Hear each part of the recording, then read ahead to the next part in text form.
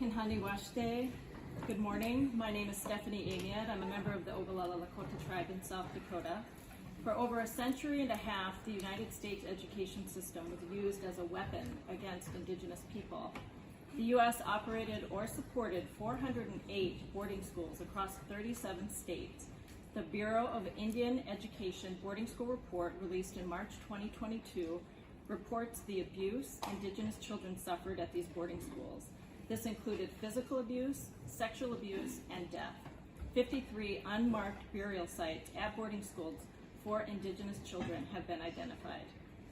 Discrimination against Indigenous students continues in other forms today.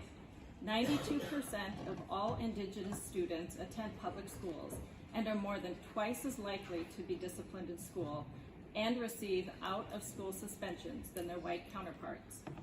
The Indigenous community comprises 1% of the student population in the United States, but represents 2% of total school arrests and 3% of incidents reported by school staff to law enforcement. Nationwide, Indigenous students have dropout rates of 34% and represent the lowest graduation rate of any demographic across all schools in the United States. In addition to obvious forms of discrimination, the erasure of Indigenous perspectives has the effect of discrimination against Indigenous students. Reports to Congress show that 80% of state history standards do not mention Indigenous history after 1900, and 27 states make no mention of a single Indigenous person in their elementary and secondary school curriculum. Studies show that this fuels harmful biases in generation after generation of Americans who grow up learning false, distorted narratives about Indigenous people. The home state of my tribe is an example of such action.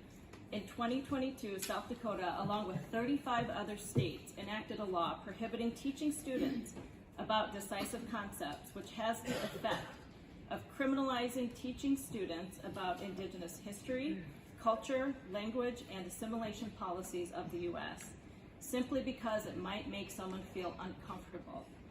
South Dakota's Department of Education and Governor rejected a committee's recommendation to include 20 Indigenous topics in social studies content standards.